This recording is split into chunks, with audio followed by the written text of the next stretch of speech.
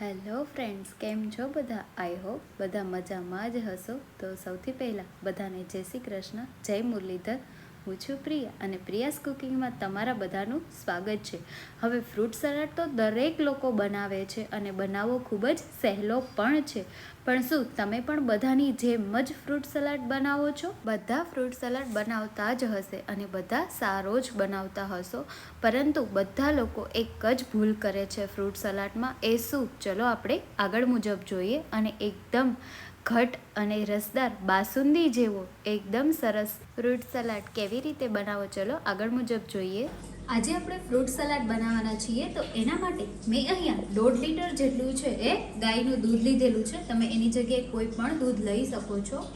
સૌથી પહેલાં આપણે એક મોટા વાસણમાં છે આપણું જે લીધેલું 1.5 લીટર દૂધ છે એને ટ્રાન્સફર કરી લઈએ.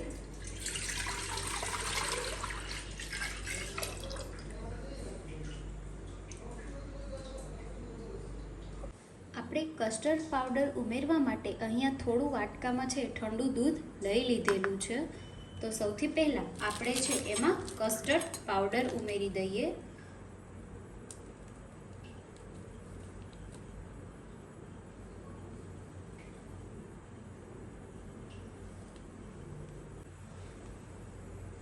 બીજી ચમચી,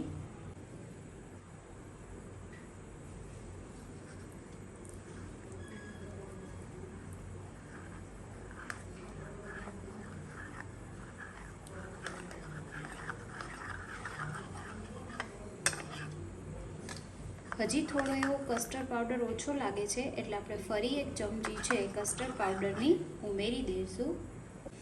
આપણે અહીંયા ટોટલ 4 ચમચી છે કસ્ટર્ડ પાવડરનો ઉપયોગ કર્યો છે. આપણું 1.5 લીટર દૂધ છે એટલા માટે. તો સૌથી પહેલાં આ કસ્ટર્ડ પાવડર છે એને દૂધમાં સરખી રીતે છે એ મિક્સ કરી અને એક સરખું બેટર બનાવી લઈએ. અને પાવડર છે એમાં નીચે કણીદાર કે ન રહે એ ખાસ જોવાનું છે. તો આપણું આ દૂધ છે એ કસ્ટર્ડ પાવડરવાળું બનીને તૈયાર છે. તો આને સાઈડમાં રાખી દઈએ. આપણું દૂધ જે છે એ સરસ ગરમ થઈ ગયેલું છે. હવે આ જ સમયે તમે જે પ્રમાણે મીઠો છે ફ્રૂટ સલાડ પીતા હોય એ પ્રમાણે ખાંડ ઉમેરવાની છે. તો આપણે અહીંયા મીડિયમ એવો સ્વીટ બનાવવાના છીએ, તો એ પ્રમાણે મેં અહીંયા 2 કપ જેટલી છે એ ખાંડ લીધેલી છે. અને જો તમે વધારે મીઠું પીતા હોય તો એ પ્રમાણે તમે ખાંડનો ઉપયોગ કરી શકો છો. હવે આપણે એને સરખી રીતે છે એ હલાવતા રહેવાનું જે છે, જેથી આપણું ખાંડનું પ્રમાણ છે એ ઓગળી જાય. અને આ જ સમયે આપણે કસ્ટર્ડ પાવડરવાળું જે આપણું દૂધ છે એને ઉમેરી દેવાનું છે.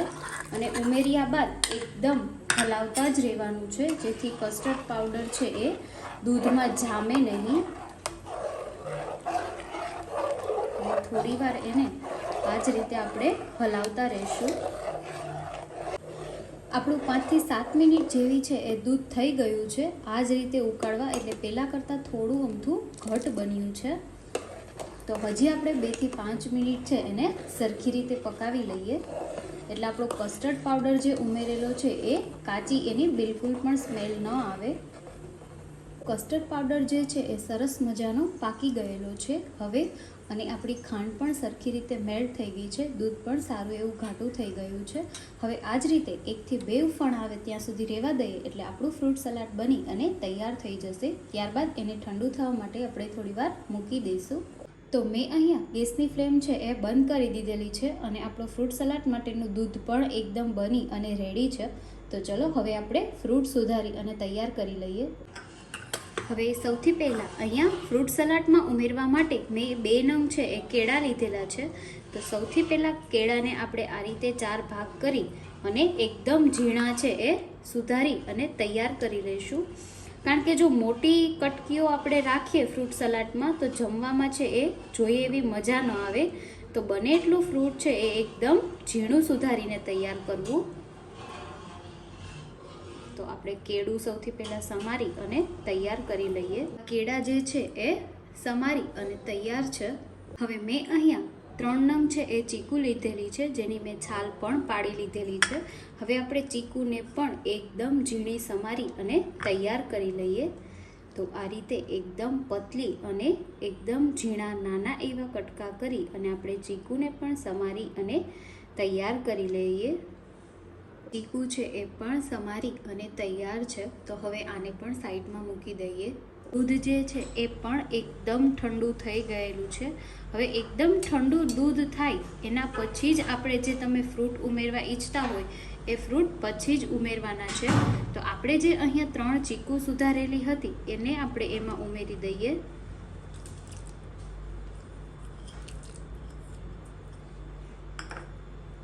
ત્યારબાદ આપણે જે 2 નંગ કેળા સમારેલા હતા એ કેળા ઉમેરી દઈએ. મેં ફ્રૂટ સલાડને ફ્રીજમાં ઠંડુ થવા માટે મૂકી દીધેલું છે અને 1 નંગ સફરજન લીધેલું છે, જેને એકદમ ઝીણું છે આપણે સમારી અને તૈયાર કરી લઈશું. હવે ફ્રૂટ સલાડમાં તમે જે કોઈ પણ ફ્રૂટ ઉમેરતા હોય તમે એ ઈચ્છા મુજબ ઉમેરી શકો છો, પરંતુ સફરજન કે દાડમ જે સેજ ખટાશવાળું જે ફ્રૂટ હોય એને તમે બધા ફ્રૂટની સાથે છે એ તમે ન ઉમેરી શકો.